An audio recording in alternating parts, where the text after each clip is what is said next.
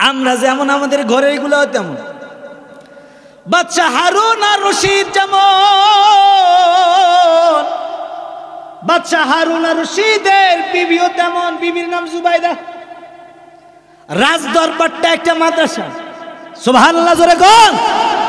আরে আমাদের তো মাদ্রাসা করার জন্য আপনাদের হাত পায়ে ধরতে হয়, আর আগের বাদশার দরবারটা একটা মাদ্রাসা। বাদশা হারুন আর রশিদ রাজ দরবারটায় মাদ্রাসা, কারণ রাজ দরবারে 1000 খাদেমা ছিল, যে 1000 খাদেমায় হাফেজে কোরআন ছিল। আর আস্তে কোন সুবহানাল্লাহ, 1000 খাদেমা। কিন্তু এখন দেখেন যে এখন তো যাদের ক্ষমতা আছে তাদের বগলে নায়িকা আছে, তাদের বগলে গায়িকা আছে, তাদের বগলে খেলোয়াড় আছে, তাদের বগলে আলেম নাই। ঠিক না বে ঠিক? আরো আস্তে বলেন।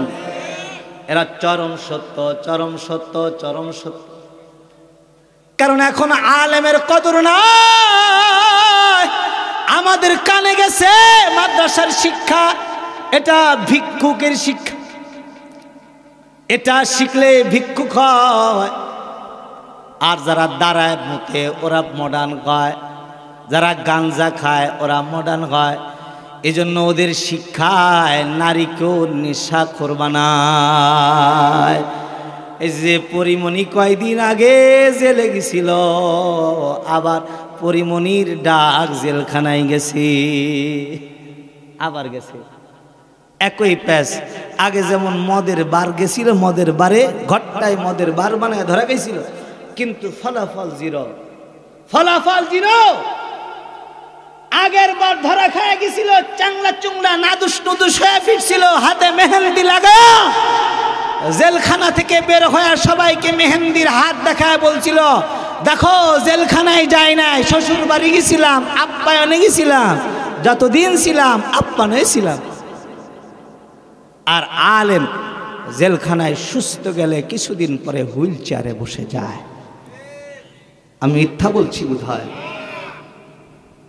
আবার গেছে, আবার তার জন্য ওয়ারেন্টনামা জারি হয়েছে, হয়তো আবার যাবে। কিন্তু হারাম খোরেরা, এই খবিস যারা, বেশ্যা যারা নারী আছে, এদের উপরে আইন প্রয়োগ করবে না। শাইখুল হাদিস যারা, আলেম ওলামা যারা, তাদের উপরে আইন প্রয়োগ। ইয়া আইয়ুহাল্লাযীনা আমানু দুখুলু ফিস সিলমি কাফা। রব বলেন,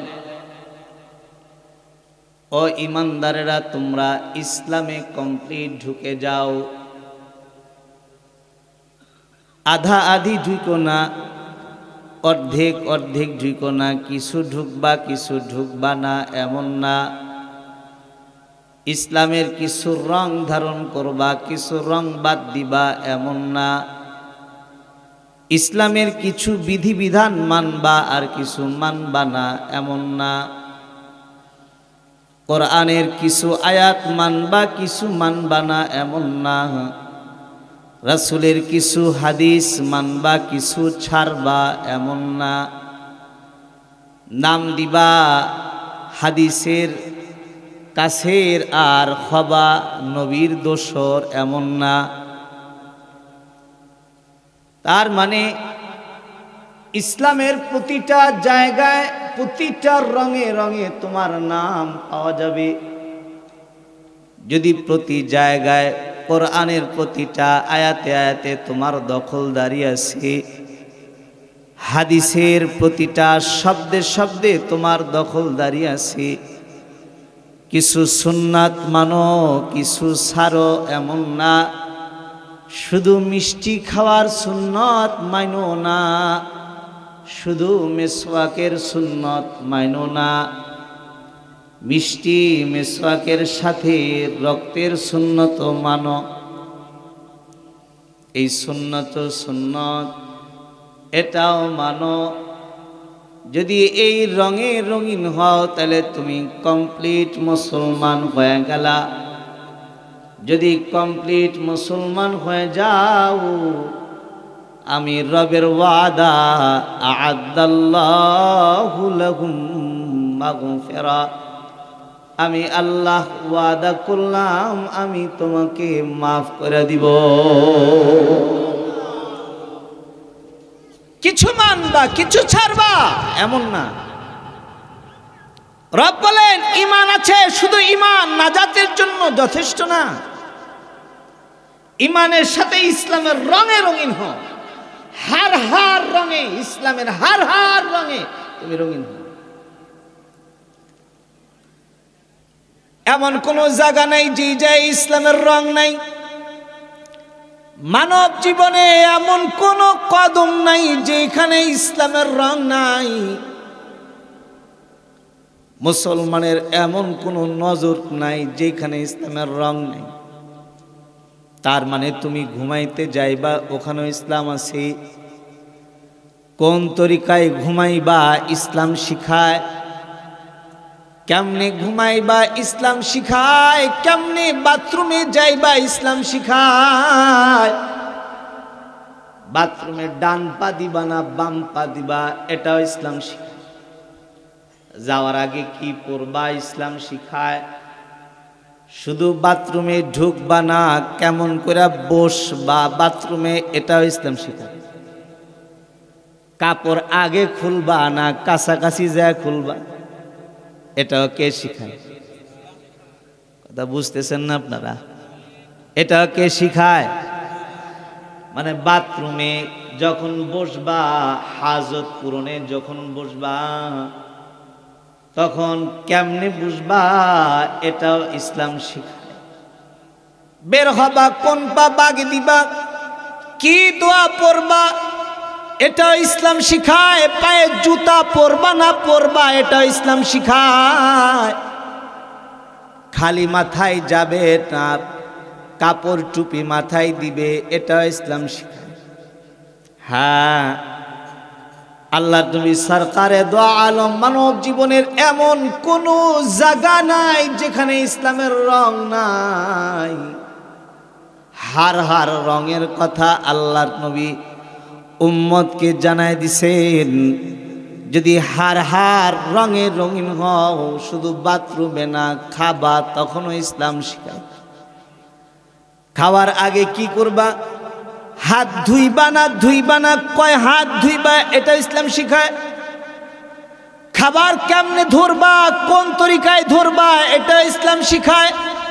খাবার সামনে আসলে কি করবা এটা ইসলাম শিখায়। প্রথম লুকমা মুখে দেওয়ার আগে কি বলবা ইসলাম শিখায়। বললে কি ফজিলত, না বললে কি ক্ষতি এটা ইসলাম শিখায়। হ্যাঁ, ঘুমাইতে যাও ইসলাম শিখায়, বাথরুমে যাও ইসলাম শিখায়, মসজিদে ঢুকা ইসলাম শিখায়, রাস্তায় হাঁটা এটাও ইসলাম শিখায়। ডান পাশ দিয়ে হাঁটবা না বাম পাশ দিয়ে হাঁটবা ইসলাম বলে ডাইনে চলো, আর দেশীয় আইন হলো বায়ে চলো। ঠিক না ঠিক? ইসলাম বলে ডাইনে চলো আর দেশীয় আইন হলো বামে চলো। না, এমন কোনো ফান নাই, এমন কোনো জায়গা নাই যেখানে ইসলামের রং নাই।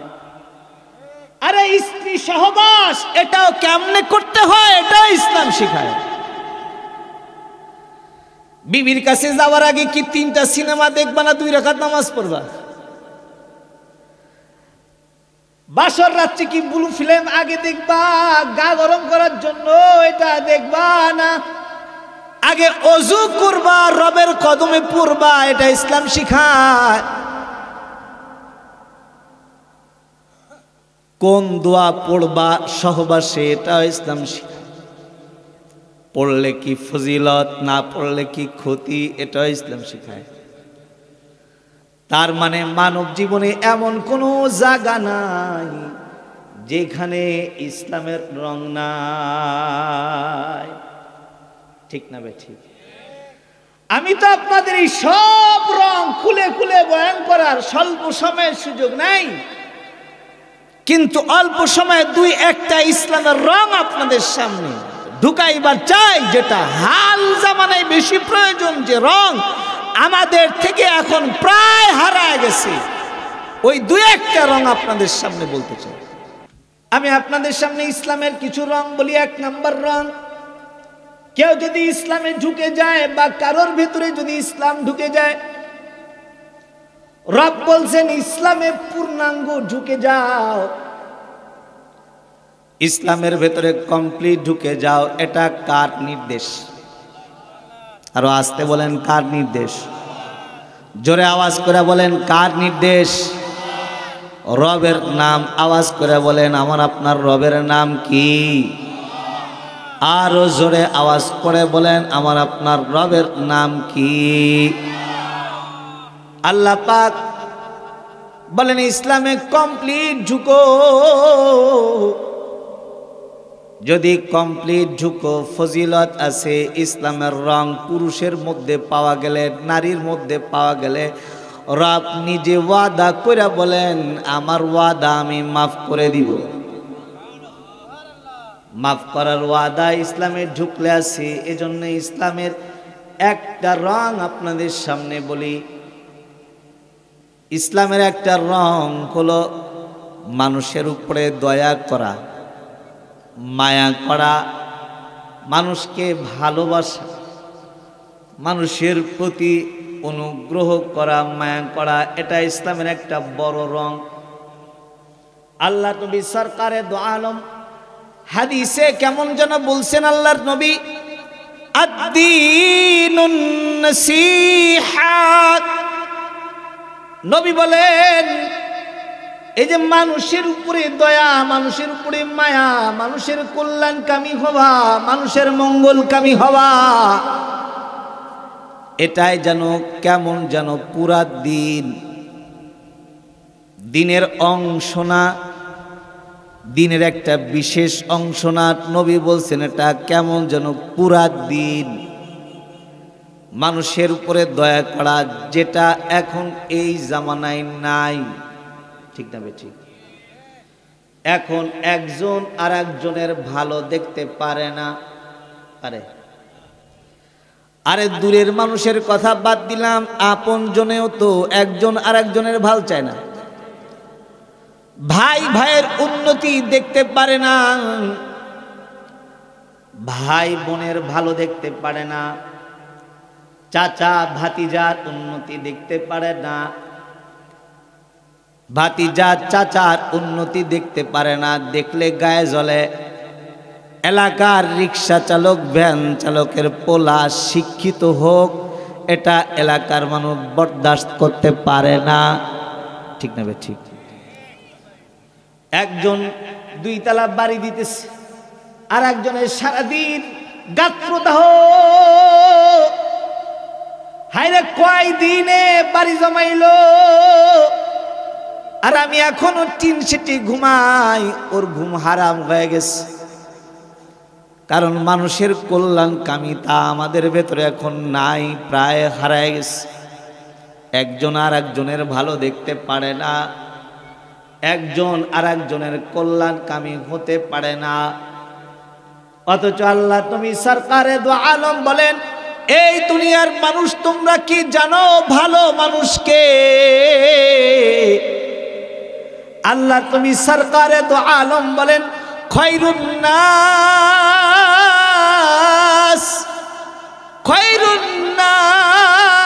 মান ইয়ানফাউন নাস। আল্লাহর নবী বলেন মানুষের মধ্যে সবচাইতে ভালো মানুষ হলো ওই মানুষটা যেই মানুষ মানুষের ভালো চায়। আল্লাহু আকবার বলেন।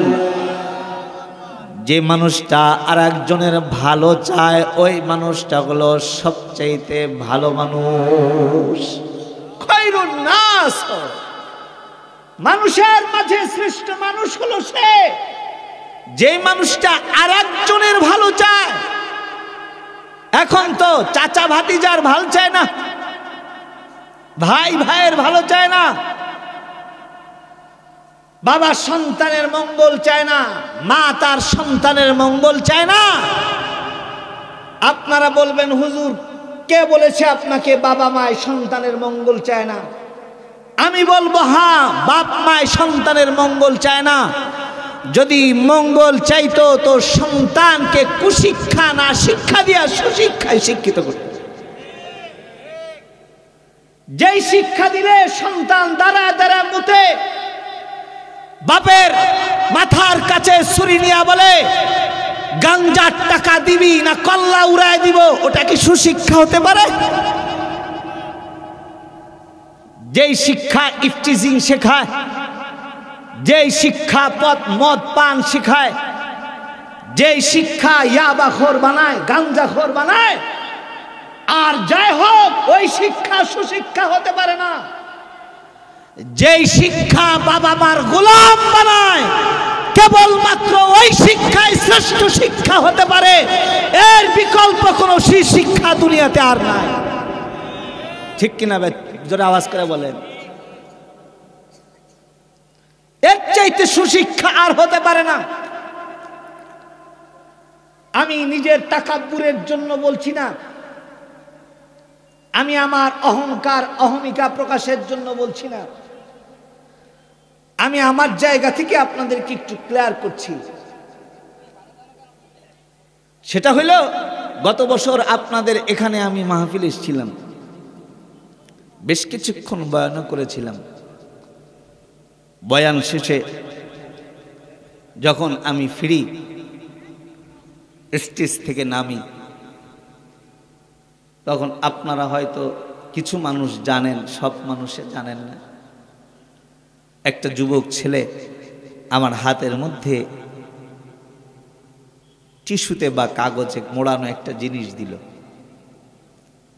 জিনিস দিয়ে বলল, হুজুর এই জিনিসটা আপনাকে এক বোন উপহার দিয়েছে। অনেক টাকা আস্তে আস্তে জমায় জমায় তারপরে একটা স্বর্ণের জিনিস বানায়। তো তার কানের দুইটা স্বর্ণ খুলা হাতে কার হাতে যেন দিল, ও আমার হাতে জমা দিল। পরে এই বোন পর্দার আড়ালে আমার সাথে কথোপকথন করতে চাইল। তো তখন বলল, হুজুর বাচ্চাকে কোলে ছিল, হুজুর আমার কাছে যা ছিল এটাই দিলাম, যদি আরো ভালো কিছু থাকতো ওইটাও দিয়ে যেতাম। তো আমি ভাবলাম নবীর ইন্তেকালের 1500 বছর পরে আমার মতো একটা নাদান, আমার মতো একটা কমবক্ত, আমার মতো রবের এক নাফরমান শুধু নবীর সুন্নতের একটু ভেসে চলার কারণে, শুধু নবীর রঙের একটু রং ধারণ করে মানুষের সামনে ওই নবীর রেখে যাওয়া নূর একটু ছড়ায় দেওয়ার কারণে এই মানুষগুলার দিলের আসর যদি এমন হয়, কথার আসর যদি এমন হয় যে তার পছন্দের জিনিসটা, নিজের অর্জিত জিনিসটা একজন মানুষের হাত পর্যন্ত পৌঁছায় দিল, তাহলে আমার নবীর চেহারা যারা দেখছেন, আমার নবীর মুখের নসিহত যারা শুনছেন, আমার নবীর অলংকার মাখা কথাগুলি যারা শুনছেন, ওনারা নবীর জন্য কলিজা কেটে দেওয়া অসম্ভব কিছু?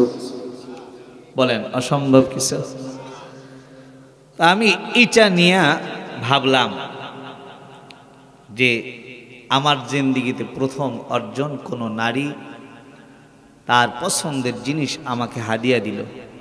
ভাবলাম যে এটা পাওয়ার হকদারকে। আমার শিক্ষা আমাকে বলল, আমার শিক্ষা আমাকে বলে দিল যে এর বেশি হকদার তোমার ঘরের মা।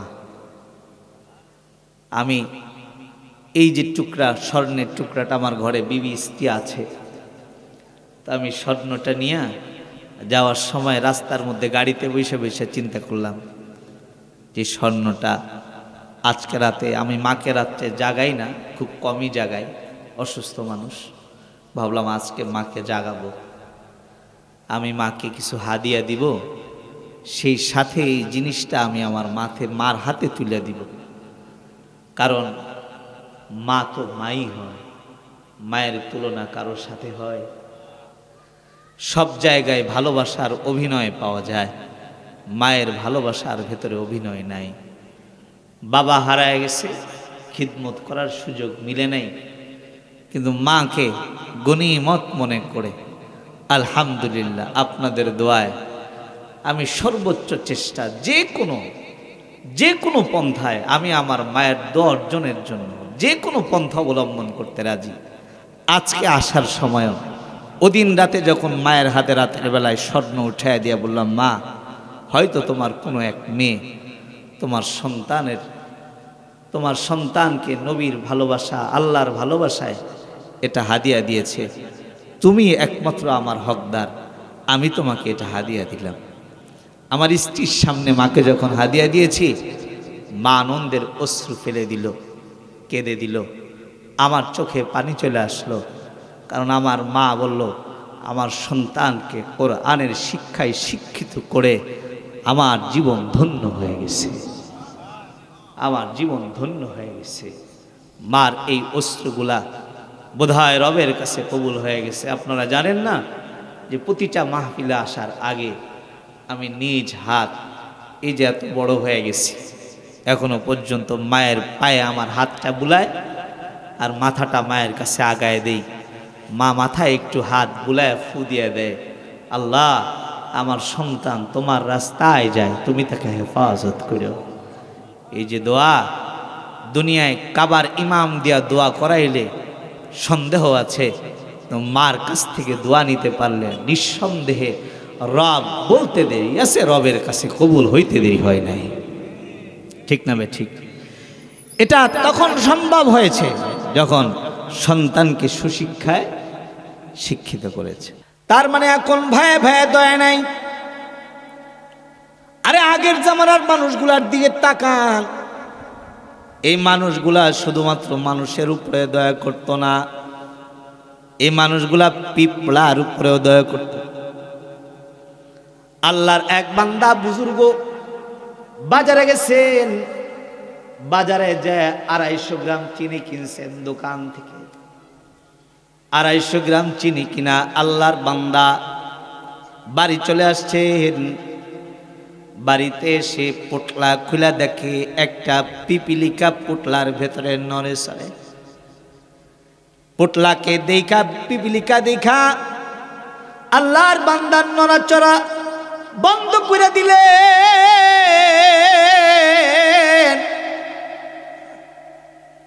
পুটলাটা নড়াচড়া বন্ধ করে দিলেন।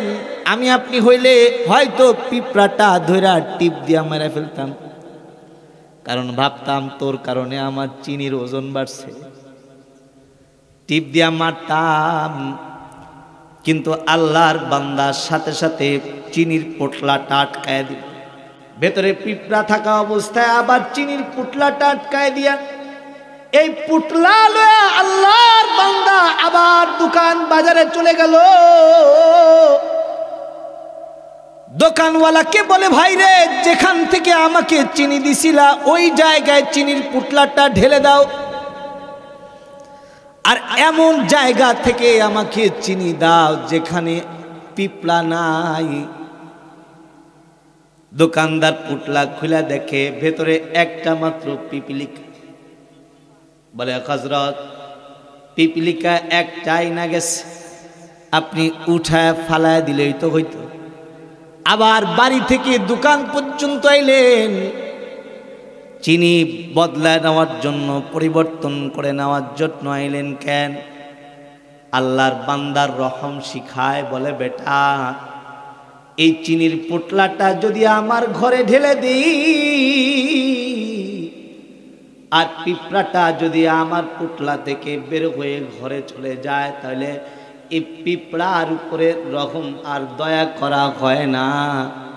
কারণ আমার মন বলল, হয়তো তোমার চিনির বস্তার ভেতরে এই পিঁপড়ার আত্মীয় স্বজন আছে,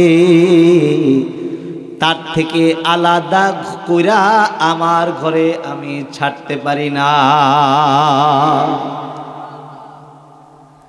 পিঁপড়ার উপরে দয়া।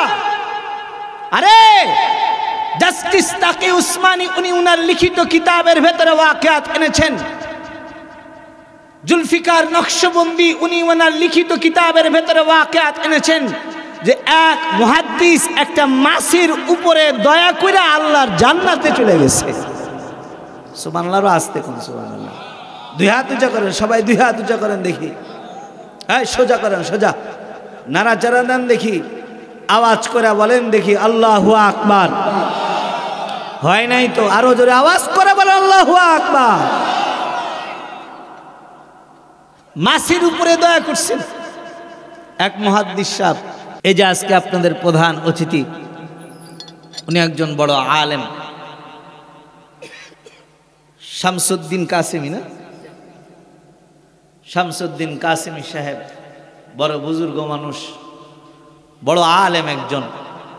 আপনাদের সামনে এই যে বড় মানুষ যেমন, এমন একজন মুহাদ্দিস সাহেবের কথা জুলফিকার নকশবন্দি উনি উনার কিতাবের ভেতরে এনেছেন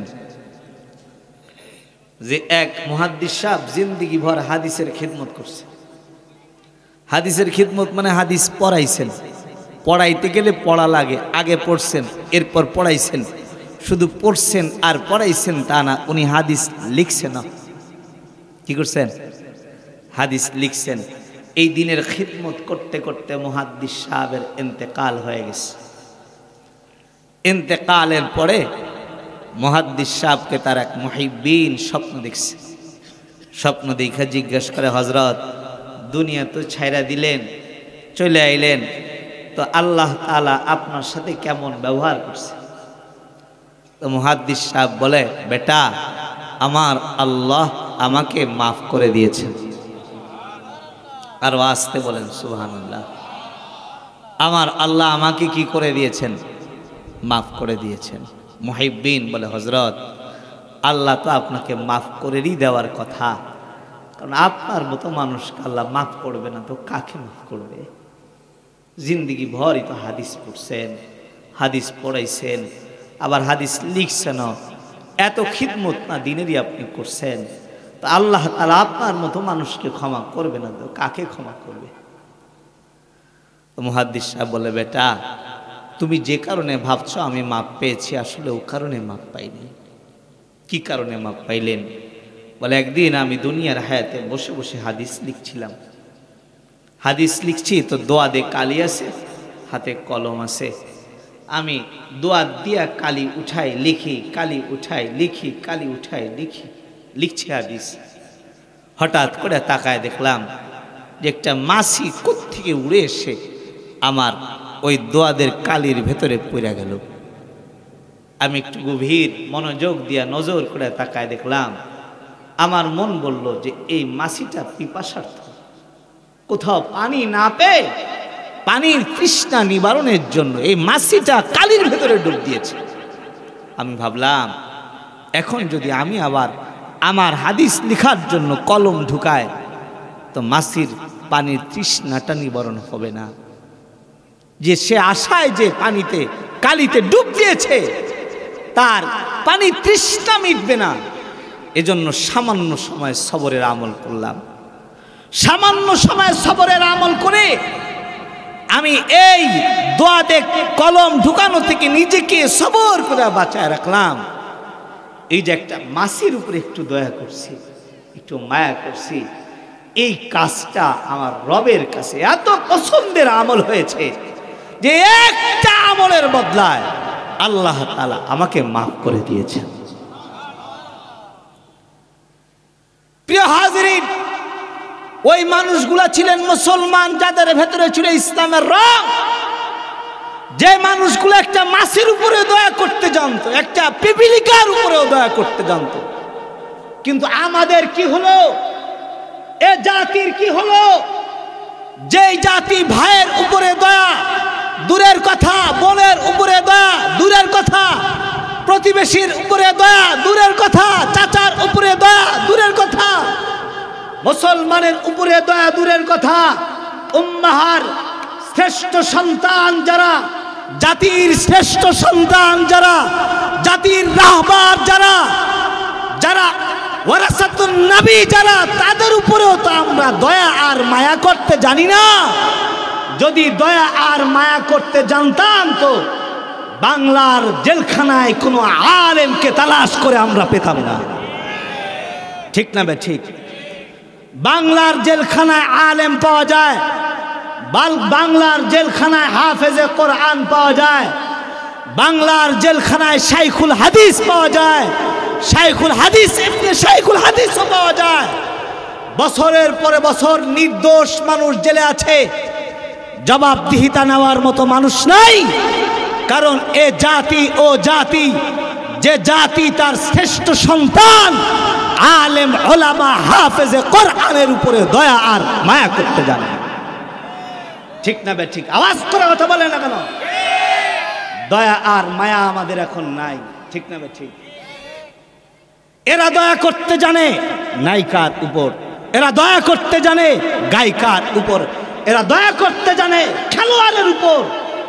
এজন্য তোমরাই, তোমাদের কারণে আজকের বাংলার এই হাল।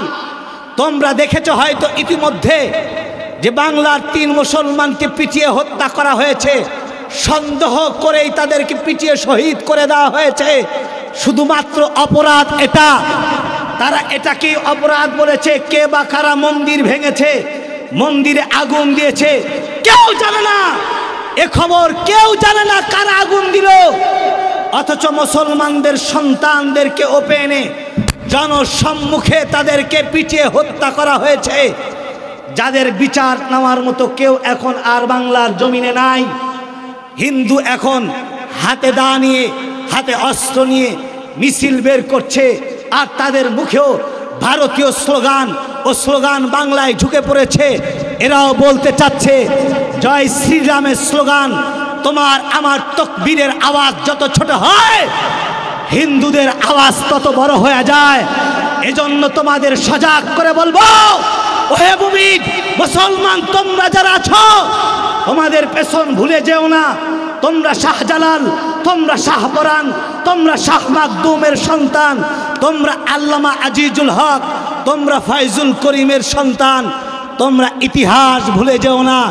যদি কোনো বাতিল, আমি তাদেরকে বলবো, ওহে বাতিল চক্ষু, তোমাদেরকে বলবো, আর একটা মুসলমান, আর একটা নিষ্পাপ মুসলমানের গায়ে যদি বিনা কারণে আঘাত করা হয়, বাংলার মুসলমান তোমাদেরকে ছেড়ে দিবে না, ছেড়ে দিবে না।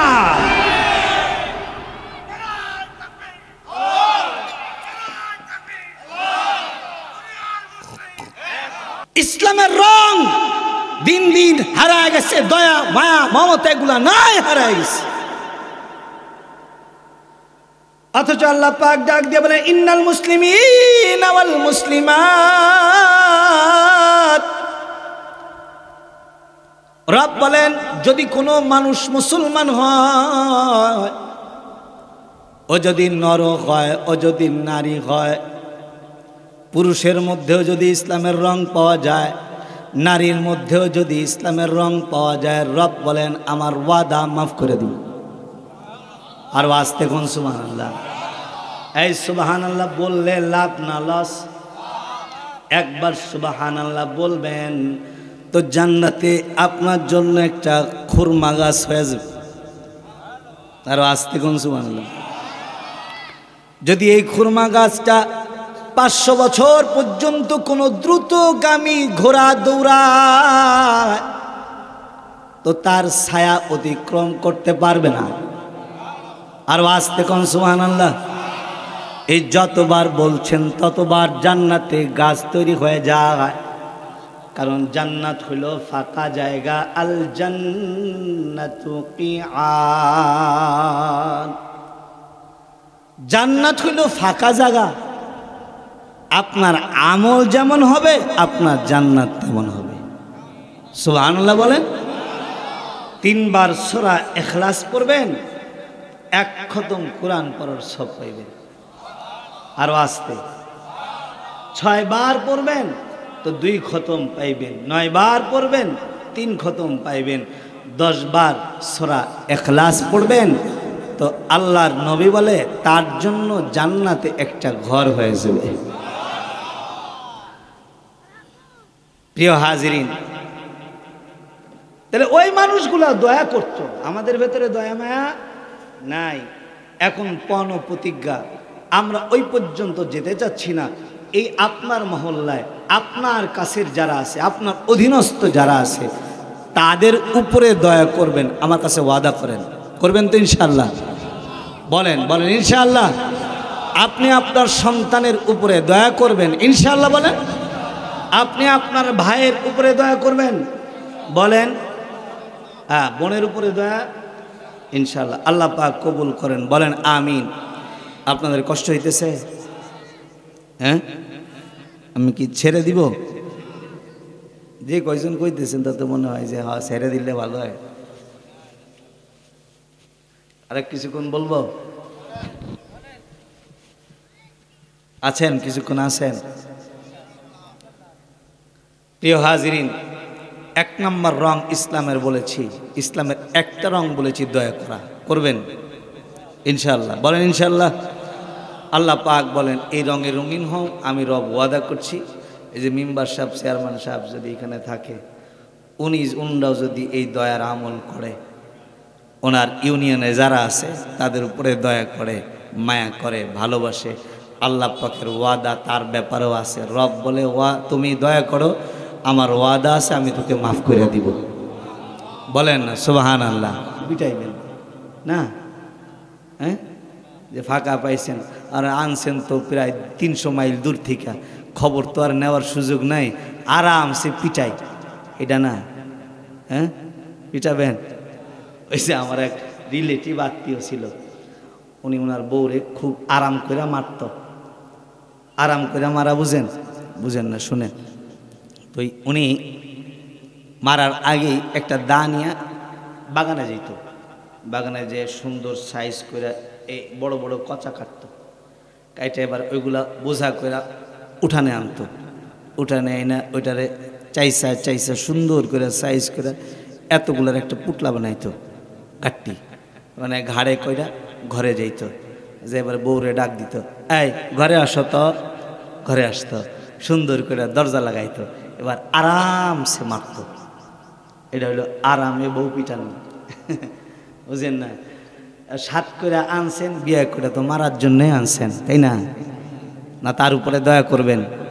এই বলেন কি করবেন? বলেন কি করবেন? দয়া করবেন, ঠিক আছে না? দয়া করবেন। তাই বলে আবার দয়া করতে করতে যা কয়, উঠতে কইলে উঠবেন, আর বসতে কইলে বসবেন, মুততে কইলে মুতবেন, আর হাঁকতে কইলে হাঁকবেন। এটা হ্যাঁ, এটা গল্প শুনাই, শুনবেন? শুনবেন গল্প? শুনেন। ওই যে এক রাজা তার কাছে তার উজিরে খবর দিছে। উজির কয়, রাজা মশাই আমার কানে আইলো, আপনি তো খুব বড় বড় গালগপ্প চেয়ারে বসে বসে করেন, কিন্তু আপনার কি খবর আছে যে আপনার প্রজা যারা আছে একটাও আপনার কথাই চলে না? কই, খাওয়াই আমি, পড়াই আমি, রাস্তা আইনা দিই আমি, হ্যাঁ ইট বালু আইনা দিয়ে আমি, কাঁচা রাস্তা পাকা বানাই আমি, সব করি আমি। আর সব কার কথাই চলে রে? কই, সব যার যার বইয়ের কথাই চলে। কার কথায়? বইয়ের কথাই চলে। ওই তো এটা হয়, আপনি খবর নিয়ে দেখেন না, সবটি বইয়ের কথাই চলে। কার কথায়? কয়, পরীক্ষা করা লাগে যে, তা পরীক্ষা করার জন্য এবার ডাকছে। ডেকে কয়, এই সব প্রজারে ডাকো। সব ডাকছে, জমা করছে সামনে। জমা করে বলে, এই প্রজারা, শুনলাম তোরা নাকি কেউ আমার কথাই চলো না, সব যার যার বইয়ের কথাই চলো। সব মাথা নিচু করে দিয়ে রয়েছে, নিচু করে দেয়। অত শত বুঝি না, আমি খাওয়াই, আমি পড়াই, আমি সব কিছুই দিই, অথচ তোরা বইয়ের কথাই চলো। কারা কারা বইয়ের কথাই চলো এইগুলা ডান পাশে যা, আর কারা কারা আমার কথাই চলো বাম পাশে যা। দেখে যে সবটি ডান পাশে গেছে। একটা মানুষ ডাইনেও যায় না, বায়েও যায় না, ঠিক রাজার নাক বরাবর বসে আছে।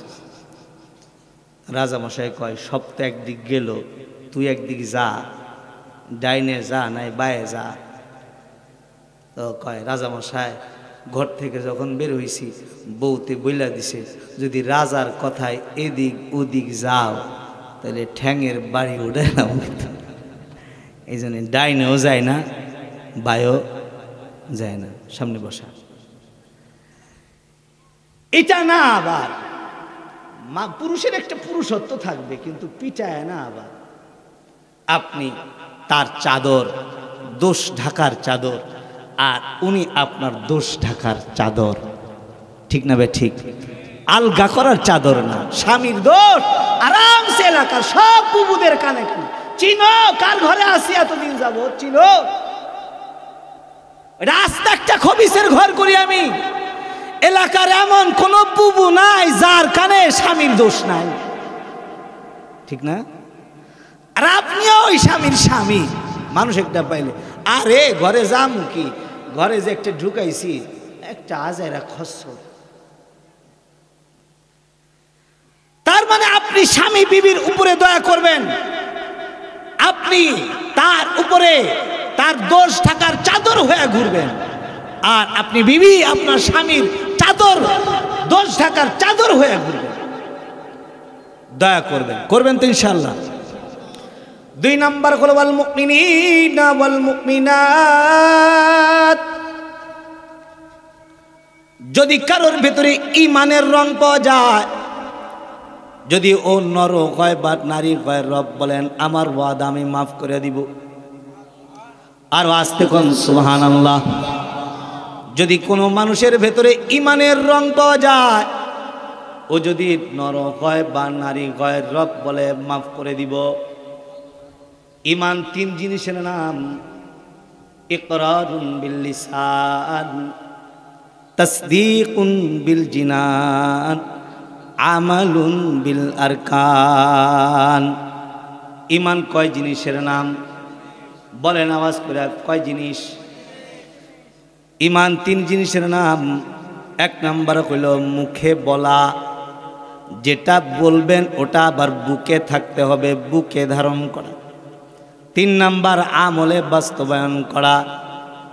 মুখে যেটা বলছেন রব একজন আছে, ওটা আবার বুকে থাকতে হবে, বুকে আছে, এবার আমলে বাস্তবায়ন করতে হবে, রব যা বলছে মানতে হবে। যদি এই 3 জিনিসের সমন্বয় কারোর ভেতরে পাওয়া যায়, তাহলে ও মুমিন হয়ে যায়। রব বলে মুমিন যদি নর হয়, মুমিন যদি নারী হয়, রব বলেন আমার ওয়াদা আমি আল্লাহ মাফ করে দিব।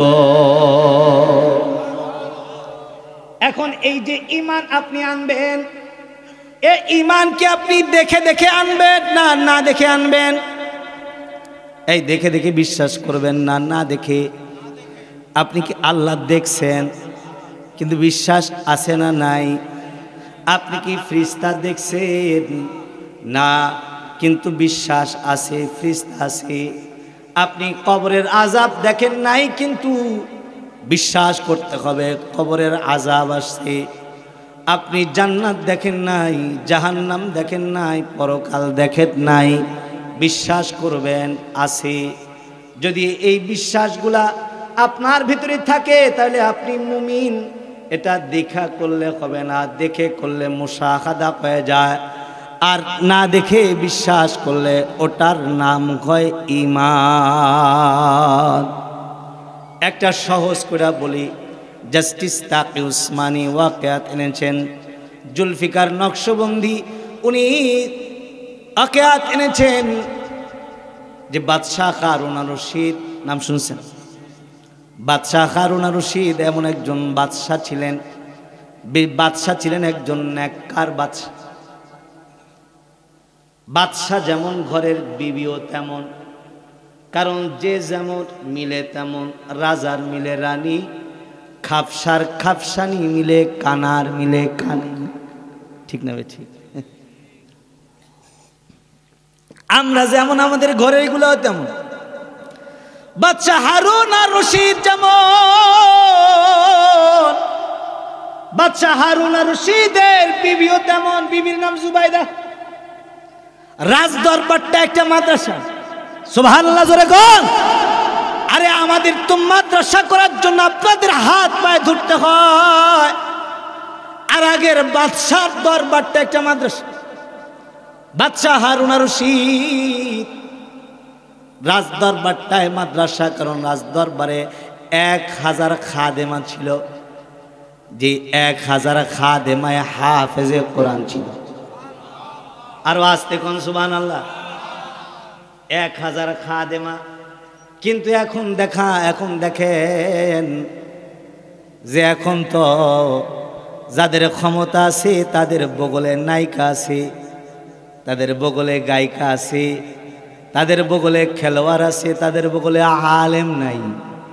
ঠিক না বে ঠিক? আরো আস্তে বলেন। এরা চরম সত্য, চরম সত্য, চরম সত্য।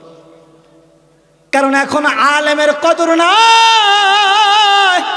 আমাদের কানে গেছে মাদ্রাসার শিক্ষা, এটা ভিক্ষুকের শিক্ষা, এটা শিখলে ভিক্ষুক হয়।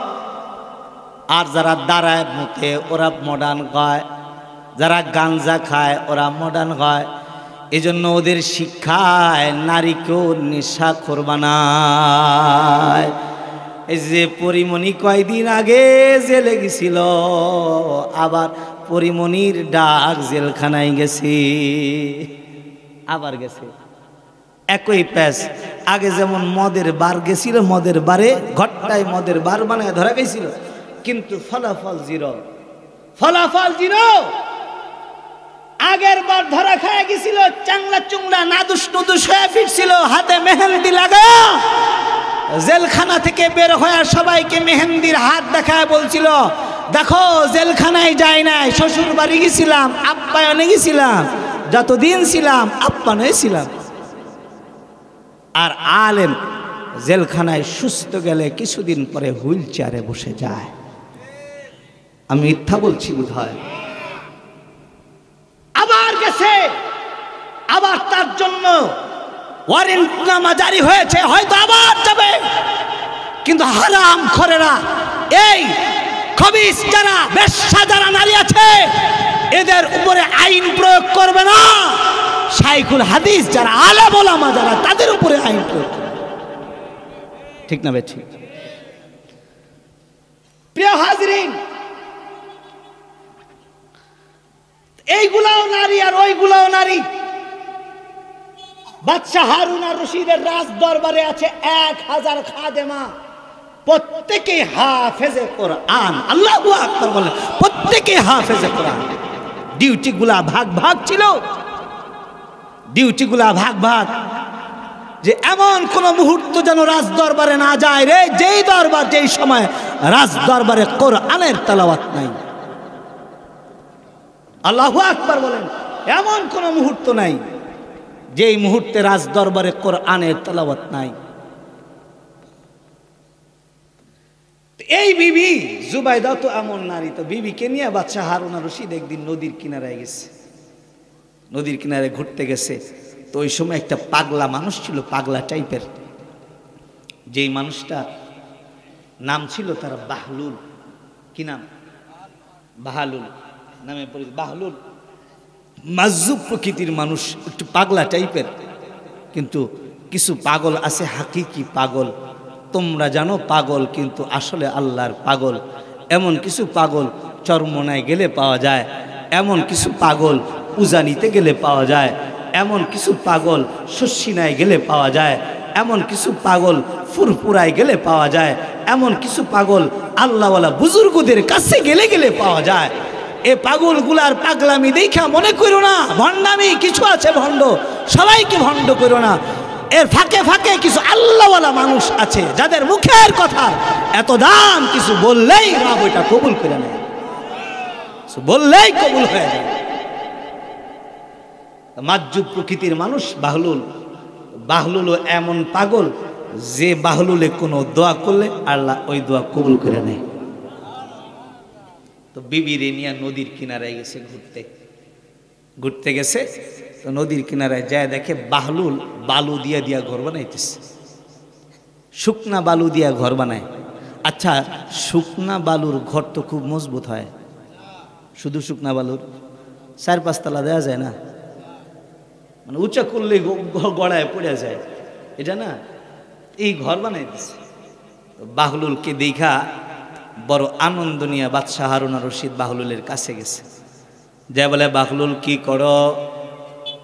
বাহলুল বলে বাদশা নামদার ঘর বানাই, কি করবা? বেচব। তবে আমার ঘরটা যিনি কিনবেন তার জন্য দোয়া করব আল্লাহ তাআলা যেন জান্নাতে তাকে একটা ঘর দান করেন। বাদশা হারুন আর রশিদ জিজ্ঞাসা করে, বাহলুল তোমার ঘরের দাম কত জানবার চাই? বাকলুল বলে, বাদশা নামদার আমার ঘরের দাম 1 দিনার, 1 টাকা। বাদশা মনে করলো যে বাকলুল এখন বিশেষ সময় আছে, ওরে ডিস্টার্ব করা ঠিক হবে না, আগে বেড়ে গেছে। বিবি জুবায়দার সাথে আছে, সামনে আগায় জিজ্ঞাসা করে, আয় বাকলুল কি করো? বলে, ওগরানি আমি ঘর বানাই। কি করবা? বেচব। তবে আমার ঘরটা যিনি কিনবেন তার জন্য দোয়া করব আল্লাহ তাআলা যেন জান্নাতে তাকে একটা ঘর দান করে।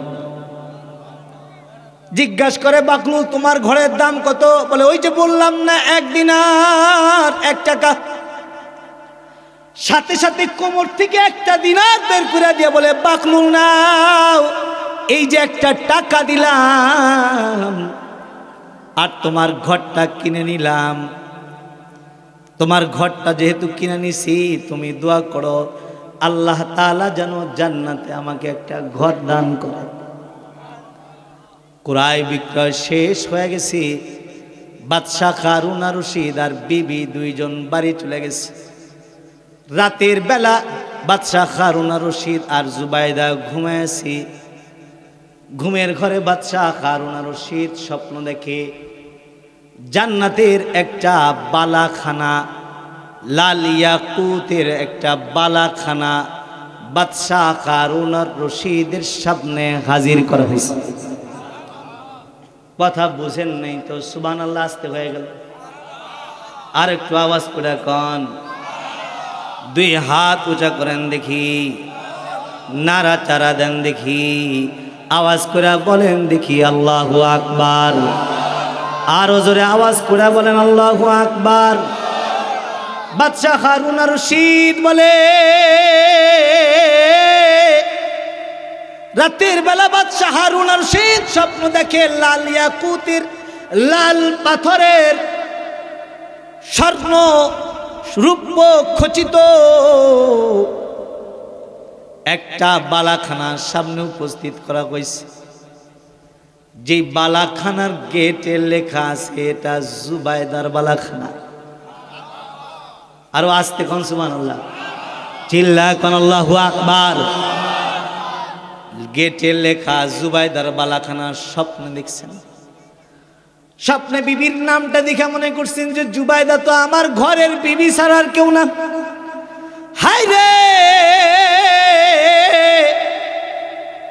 আমার বিবির ঘর, গেটে লেখা জুবাইদা, আর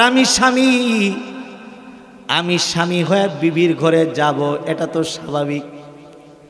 এত সুন্দর জান্নাতি বালাখানা দেখে লোভ সামলাইতে পারে নাই, দৌড় দিয়া বালাখানায় যেতে চায়। পাহারাদার দাঁড় করায় বলে, কে আপনি? কই যান? কোথায় যাইতেছেন দৌড়া? বলে, দেখো না বিবির নামের বালাখানা, আমি স্বামী, আমার নাম বাদশা হারুন আর রশিদ। বিবির ঘরে স্বামী যাব, কিসের অনুমতির দরকার? আমি ভেতরে যেতে চাই। পাহারাদার বলে, বাদশা হারুন আর রশিদ, ওটা তোমাদের দুনিয়ার নিয়ম, একজনের ঘরে আর একজন যাওয়া যায়, কিন্তু এখানকার নিয়ম হলো মালিকানা যার, অনুমতি তার, ভাগো দূর হয়ে যাও। বাদশা হারুন আর রশিদের ঘুম ভেঙে গেছে। ঘুম থেকে জাগ্রত হয়ে পেরেশান, হায়রে কি করলাম? আমার বিবি বাহলুলের কাছ থেকে ঘর কিনলো আর জান্নাতের বালাখানা পেয়ে গেল। আমি ঘরটা কেন কিনলাম না? যদি কিনতাম তো হয়তো আমিও বালাখানা পাইতাম। পেশানি নিয়া বাদশা হারুন আর রশিদ যায় নামাজে দাঁড়ায় গেল, তাহাজ্জুদের নামাজ পড়তে পড়তে ফজর হয়ে গেল। ফজরের নামাজ পড়ছে কিন্তু মাথা থেকে পেরেশানি যায় নাই। এটা দুবাইয়ের ওই 120 তলা ঘর না, যে দুনিয়ার সামান্য চাকচিক্যের ঘর না, এটা জান্নাতি বালাখানা, জান্নাতি বালাখানা। গোটা দুনিয়া বেচলেও জান্নাতে একটা ইটের দাম হবে না। ওই বালাখানা দেখা কি লোভ সামলায় সারাদিন বাদশা হারুন আর রশিদ পেশান। হাইরে কি করলাম, হাতে পেয়েও ছেড়ে দিলাম। কারোর সাথে কথা কয় না, উজির নাজির ডরে কথা কইতে পারে না। বাদশার ভাব মূর্তি দেখা কেউ কাছে আসে না। ভাবলেন দেখি আজকে সন্ধ্যা হয়ে যা, কাউকে না জানায় একা একা নদীর কিনারায় যায়। সন্ধ্যার আগ মুহূর্তে বিবিকে না জানায় একা একা নদীর কিনারায় গেছে। নদীর কিনারায় যা দেখি আজও বাকলুল নদীর কিনারায় বালু দিয়া দিয়া ঘর বানাইতেছে। দেখায় বড় খুশি হয়ে গেছি। বলে বাকলুল কি করো? ঘর বানাই। কি করবা? বেচব। তবে আমার ঘরটা যিনি কিনবেন তার জন্য দোয়া করব, আল্লাহ তাআলা যেন তাকে জান্নাতে একটা ঘর দান করেন। বাদশা হারুন আর রশিদ বড় খুশি হয়ে গেছেন। বলে বাকলুল আগে ক্রয় বিক্রয়ের আগে দাম দর ঠিক করা উচিত। বলো তোমার ঘরের দাম কত? বাকলুল বলে বাদশা নামদার, আমার ঘরের দাম হইল গোটা দুনিয়ার রাজত্ব। যিনি গোটা দুনিয়ার রাজত্ব দিতে পারবেন তাকে আমি আমার এই ঘরের মালিকানা দিব। বাদশা হারুন আর রশিদ তো গোটা দুনিয়ার রাজাই না, রাজা হলেই না রাজত্ব দেওয়া যায়। রাজা না কেমনে রাজত্ব দিবেন? বাদশা হারুন আর রশিদের চোখের কোণে পানি জমা হয়ে গেল। বাদশা হারুন আর রশিদ চেহারা মলিন করে বলে বাকলুল এটা কেমন কথা? গতকাল কি না এই রঙের ঘর, এই ঢঙের ঘর, একই কোয়ালিটির ঘর বেচলাম মাত্র 1 টাকা। আর একদিন গেল, মাঝখানে একদিন গেছে, ঘরের দাম গোটা দুনিয়ার রাজত্ব হয়ে গেল। যেটা আমার সাধ্যের বাইরে, এত দাম কেমনে হয়ে গেল? বাদশা হারুন আর রশিদকে বাকলুল ডাক দিয়ে বলে বাদশা নামদার, বুঝেন নাই গতকালকে ছিল না দেখে সদাই কেনা, আর আজকে হলো দেখে দেখে সদাই কেনা। যিনি না দেখা কিনছেন উনি তো ঠিকই পাইছেন, আপনি তো দেখা দেখা তারপরে কিনতেছেন। এজন্য ঘরের দাম বাড়ছে। দেখে দেখে ইমানের দাম নাই, না দেখে ইমানের দাম। আল্লাহু আকবার বলে। তাহলে আপনি ইমান আনবেন দেখে দেখে, না না দেখে, না দেখে ইমান আনলে এটাই হবে ইমান। আর এই ইমানের এত দাম, এই ইমানের কালিমাটাও কেউ যদি পড়ে, আল্লাহ নবী বলে মান ক্বালা লা ইলাহা ইল্লাল্লাহ দাখালাল জান্নাহ। কেউ যদি ইমানের কালিমাটাও পড়ে, আল্লাহ নবী বলে ও জান্নাতে চলে যাবে। আল্লাহু আকবার, জোরে আওয়াজ করে পান। এই ইমানের কালিমাটাও পড়লে এই ইমান তাকে জান্নাতে নিয়ে যায়।